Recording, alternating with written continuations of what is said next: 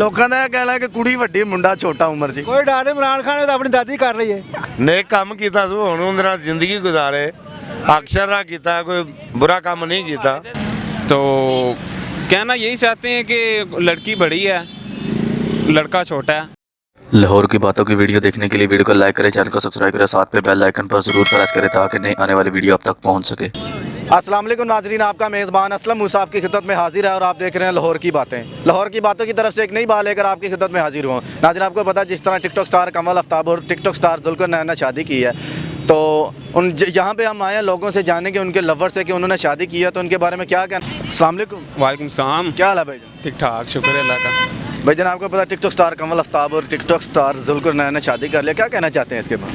जी पता तो चला हमें, शादी हो गई उनकी। तो कहना यही चाहते हैं कि लड़की बड़ी है लड़का छोटा है। अच्छा, तो क्या जुल्कर नैन के साथ ज्यादती होगी? हाँ, ज़्यादती तो यही है।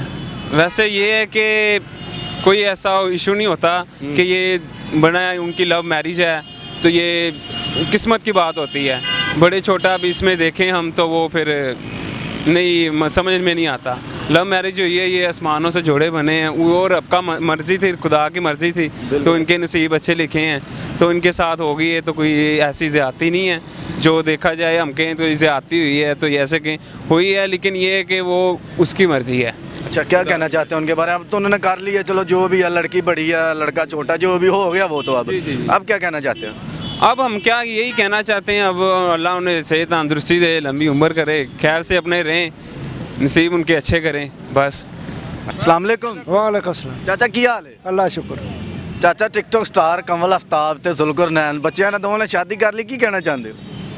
ਉਹ ਸ਼ਾਦੀ ਕਰਨੀ ਚਾਹੀਦੀ ਹੈ, ਸ਼ਾਦੀਆਂ ਤਿੰਨ ਕਰਨੀਆਂ ਚਾਹੀਦੀਆਂ ਨੇ। ਲੋਕਾਂ ਦਾ ਇਹ ਕਹਿਣਾ ਕਿ ਕੁੜੀ ਵੱਡੀ ਮੁੰਡਾ ਛੋਟਾ ਉਮਰ 'ਚ। ਕੋਈ ਡਰ ਨਹੀਂ, ਇਮਰਾਨ ਖਾਨ ਨੇ ਤਾਂ ਆਪਣੀ ਦਾਦੀ ਕਰ ਰਹੀ ਹੈ। ਅੱਛਾ, ਹੁਣ ਉਹ ਬੱਚਿਆਂ ਨੇ ਸ਼ਾਦੀ ਕਰ ਲਈ, ਹੁਣ ਕੀ ਕਹਿਣਾ ਚਾਹੁੰਦੇ ਹੋ? ਜ਼ਿੰਦਗੀ ਗੁਜ਼ਰ ਖੁਸ਼ੀ ਰਹਿਣ। ਉਹ ਜ਼ਿੰਦਗੀ ਖੁਸ਼ ਰਹਿਣ ਤੇ ਜਗ੍ਹਾ ਹੋਰ ਇੱਕ ਕਰ ਲੈਣ, ਤਿੰਨ ਸ਼ਾਦੀਆਂ ਕਰ ਲੈਣ। ਠੀਕ ਜੇ ਇਮਰਾਨ ਖਾਨ ਕਰ ਸਕਦਾ ਹੈ ਉਹ ਨਹੀਂ ਕਰ ਸਕਦੇ। ਤੁਹਾਨੂੰ ਪਤਾ ਟਿਕਟੌਕ ਸਟਾਰ ਕਮਲ आफ्ताब ਤੇ ਜ਼ੁਲਕਰ ਨੈਨ ਨੇ ਸ਼ਾਦੀ ਕਰ ਲਈ, ਕੀ ਕਹਿਣਾ ਚਾਹੁੰਦੇ ਹੋ? उन्होंने यही कहना चाहना है कि और उनकी लाइफ अच्छी हो, ठीक है, और लाइफ अच्छी गुजारे, बस यही कहना चाहता हूँ। लोगों का ये भी कहना है कि वो जो कमल आफ्ताब है उसकी उम्र ज़्यादा है, जुल्कर नैन की कम है। तो कोई बात नहीं, जोड़ी अच्छी है, लाइफ उनकी अच्छी गुजरे, हमारी दुआ है भाई। आपकी यही दुआ है कि वो खुशी रहे, जो भी हो गया अब तो। हाँ, अच्छा अच्छा जो होता है अच्छे के लिए होता है।